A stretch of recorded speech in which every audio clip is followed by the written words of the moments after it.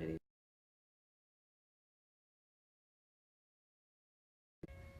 your. There we go. Live. We're live. We are live. We're live demonstrating the tornado siren that goes off on the first Wednesday here in Norwalk at noon of every month. Planned it well. We planned this very well. Let's just have a moment of silence for the tornado siren while people are filtering in. It's a good introduction, really. I think so. I think it's better than actually having It's like not a really musical. tornado siren. It's alerting everyone of Right. this. It's important. It's important that the tornado siren works. I really do. People will get on Facebook, see what the tornado siren's for, and then they'll say, "Oh, the chamber's live right now." That's right. Let's hop on. That's right. That's right. How's it looking over there? Oh, we got Kalen Baker's watching.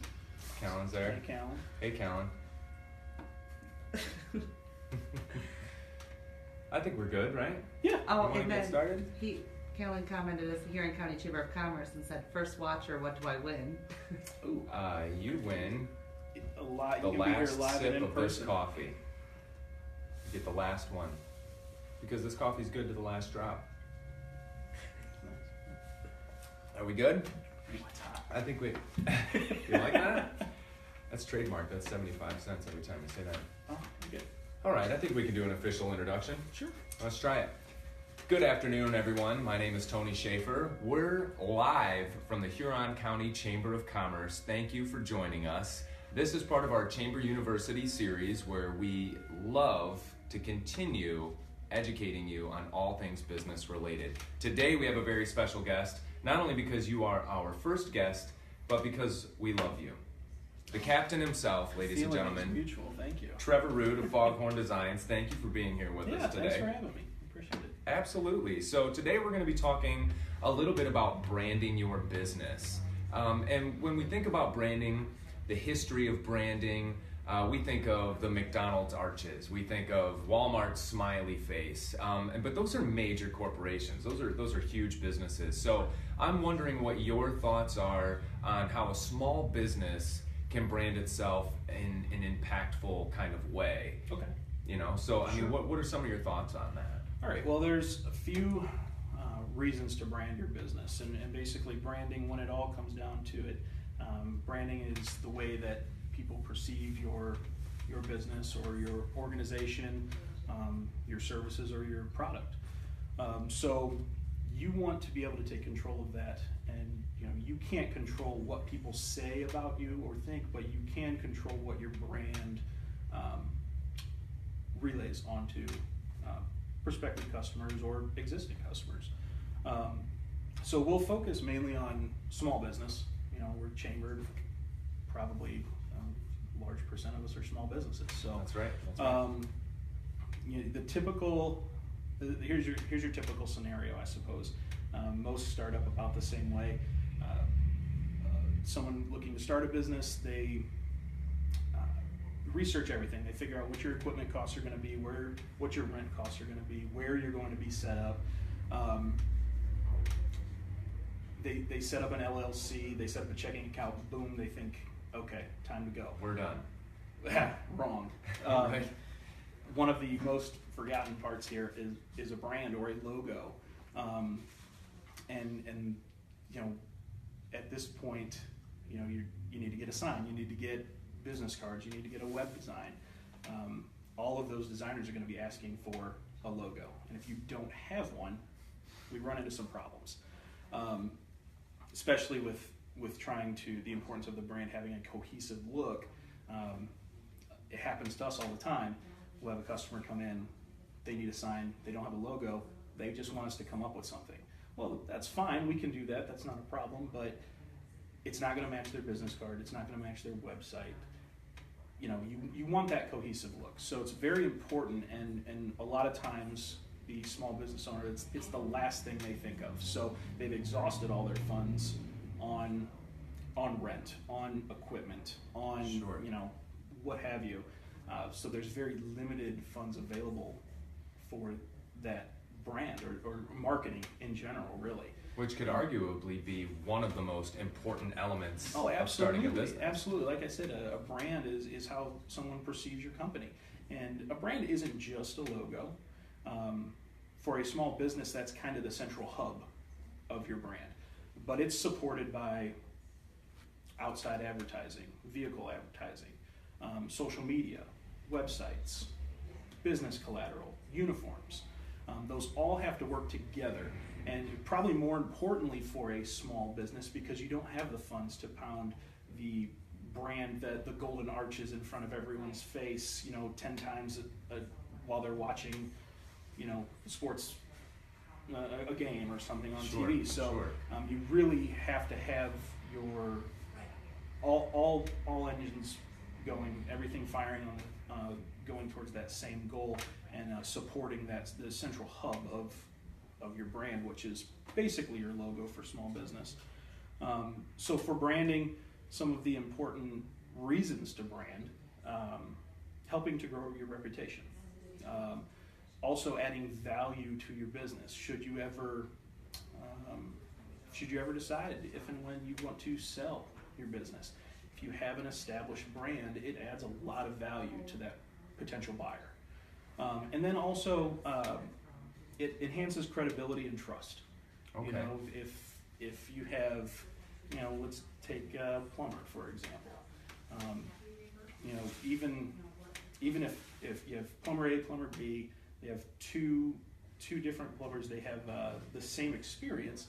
If you have a good brand, if you have a good image, there's a good chance that you're going to be chosen over. That plumber A is going to be chosen over plumber B. So there's a lot to be said about having a cohesive look and a brand. I guess that was a long-winded explanation, and touched on a few things there, I love it. Well, because we start the conversation talking about the golden arches, and I think that 50 years ago it might have been very difficult to have an image that can be on the same level, to have the same level of quality and recognizability. Okay, so but in the 21st century, I feel like plumber A, who's got a great logo, they get a vinyl wrap put on the van, what I'm saying? All of a sudden, you kind of have this air of legitimacy that is on par with, the Geek Squad or any other people with their marketing on their vehicles. Absolutely. And whereas maybe plumber B, just said, okay, John Smith Plumbing, and they did it in Microsoft Word or something like that, where it might be some kind of logo-ish. It's got the name, it's got the LLC, but it doesn't have that same impact as a cohesive color scheme, and they've got the uniforms or the hats or whatever. So I absolutely agree that it's pivotal, it's essential, even on that smaller scale, even if you're not a multinational corporation. So absolutely, very cool. Very cool. So, when we talk about building a logo of some sort, it's important to have, would you agree, some kind of color palette to choose from so that your website reflects the uniforms, reflects the business cards, so you went into that element. Now, is there some colors that may be off limits to you, or do you kind of think that that's what I'm saying, are there taboo colors? You guys have a lime green. When I walk into Foghorn Designs, it's just like, pow, you know what I mean? And so that's not your traditional conservative business color, I would say. Sure. Yeah, your different color schemes are going to tell a different story about your business. Healthcare tends to lean more towards the blues. It's a very professional color. We're bold. We go with the green and the black and a couple shades of gray there. But I wouldn't say that there are any colors that are off limits. There are definitely color combinations that are off limits. But you can really make, if you have a base color in mind, you can make it work. We like to guide people. If they come in and they let's say it. I don't know. I don't have an example off the top of my head, but there are certainly colors that maybe not work well with a particular business, and we would try to help guide them in a different direction. But no, I wouldn't say that there are any colors that are off limits. Just combinations for sure. Absolutely. Well, so the interesting thing, we talk about the importance of branding, okay? So from the get-go, I think a lot of small businesses, although they don't think about it, it's crucial to have some kind of branding in mind, some kind of marketing piece ready to go, aside from your uniforms or your brand, your equipment and those costs. What are your thoughts on when it might be time to rebrand? Great work, by the way. I tried to charge my phone, ladies and gentlemen. Let's just be real. If you heard a little noise there, that's my phone being plugged in. Shannon Ditz is on too. She said that she's so glad we're doing this. John Evans is here. Hey, hello. Hello, everyone. Hello, everyone. That's Kelly, by the way. We're not being funny enough. Usually she's laughing behind the camera, but we're clearly... You're quite serious right now. Serious business. This is serious business. About branding. Well, why would you? Unless you're a comedy club. No laughing matter. Yo, there you go. That's pretty funny, right? That was a good one. That was a good one. Off the top of my head. So, all right. Well done. So when we talk about branding and how important it is for a new business, what about a business that's already established? When might it be time to maybe how do I phrase this? When might it be time to rebrand? You guys are kind of on the verge or in the middle of a rebranding yourselves, yes, right? Yes, we are in the middle of a rebrand. We've rolled out a few elements of our rebrand. We have a new logo that came out late last year. And over the course of probably the next 12 months, we will continue rolling out new elements of our new brand that we're rolling out. We'll still be offering the same services that we offer, but we're pivoting a little bit and focusing more on branding for our customers. So I won't get too far into that, but a good time, I think, to rebrand. There are several times when it might be smart to rebrand. If you're experiencing a lot of growth and you're going into new markets where maybe you'd be missing out on prospects.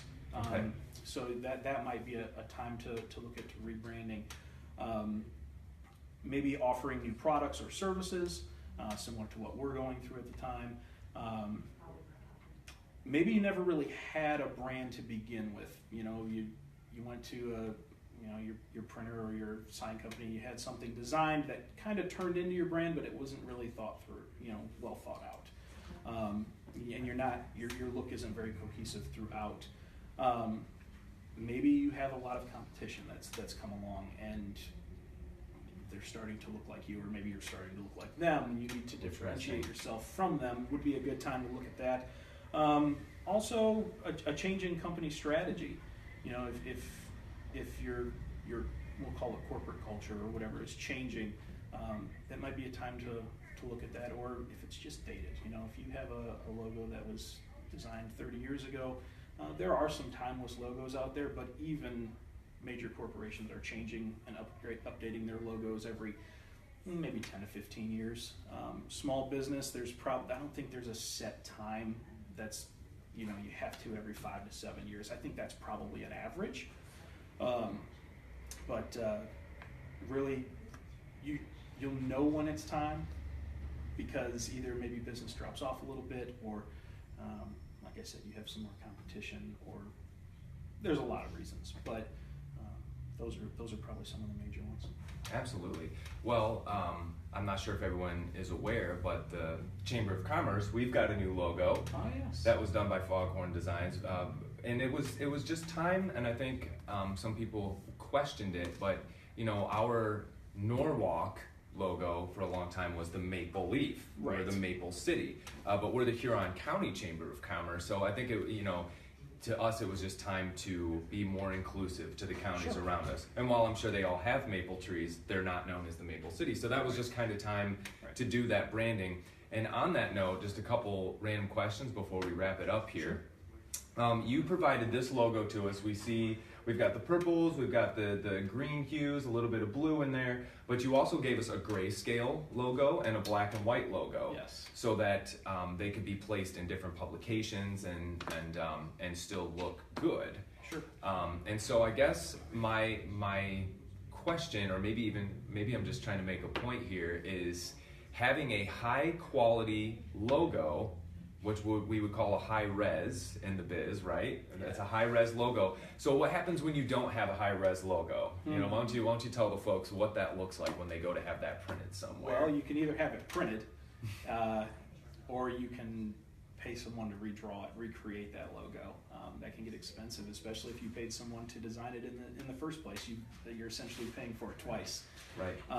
So if anyone's, if you're having anyone create a logo for you, you want to make sure you have your different colors. You want to have your grayscale, your one color, your full color, high res, or a vector format is what we'll call it. It's scalable infinitely. I mean, you can make it as large as you ever need to. But yeah, so that could be on billboards, that sure. could be on banners, but it could also be on a business card. Sure, so. I can't count the amount of times we've had someone bring in an image that was, a 2-inch by 3-inch, 72, DPI image, and they want to make a 8-foot sign out of it.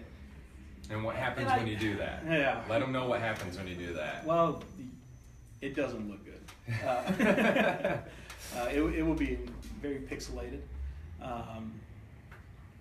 and it will reflect poorly on your business or organization or anything like that. So take some pride in your company. Have a quality logo design, and really whoever created that for you should be able to get that.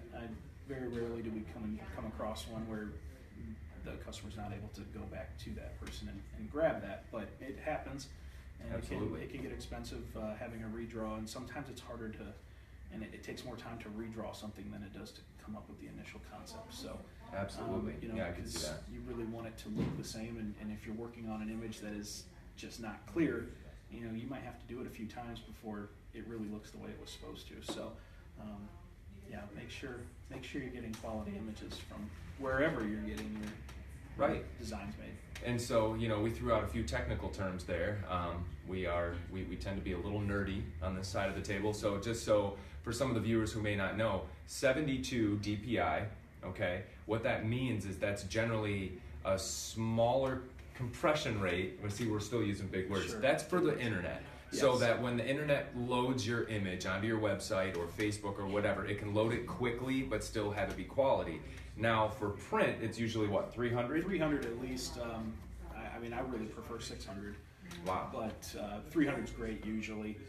Even if the image is being printed at actual size, 100 you can get away with as long as you don't have to scale it up. But once you start scaling it, you definitely want 300 or more.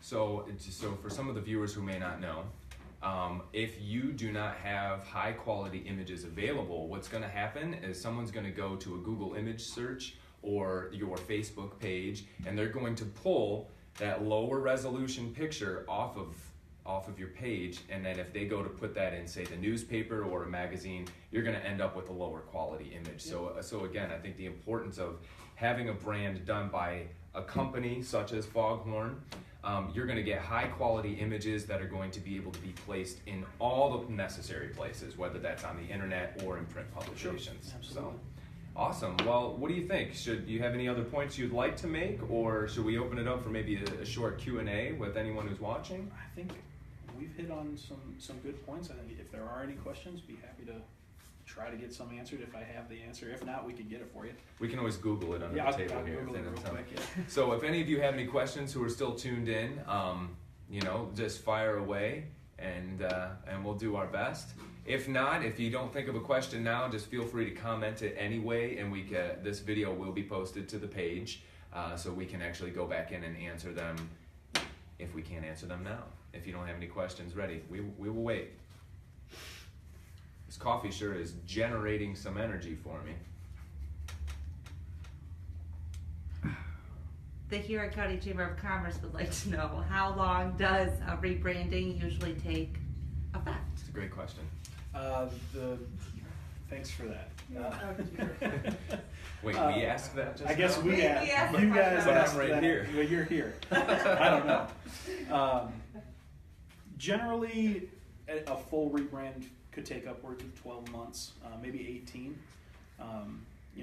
If you're looking for just a logo, again, it really just depends on what your needs are, how many consultations we're going to need. It could be maybe a week or two. But if you're looking for a full rebrand, generally you're looking at about a 12-month rollout. That's probably a good safe bet. It could be expedited, certainly, but just in general, that's probably what you're looking at. So a lot that goes into it. It's not just the logo. I mean, you have to consider all of your ad copy, all of your outside advertising, uniforms, business collateral, stationery, that kind of thing. A lot can go into that, and it can be time consuming. So yeah, I think a great point on that is, when we look at marketing for a business, they're going to look at the local magazine, they're going to look at the local newspaper, and they're going to say, okay, we've got maybe $5,000 in our advertising budget. And if you're a new business, I think a large portion of that should be having this branding ready. Otherwise, what are you going to give those publications? Sure, absolutely. You can spend. It's very easy to spend all of your budget on your equipment and your rent, and all the operating costs. But at the end, if you don't have money to market or to put into a brand or advertising,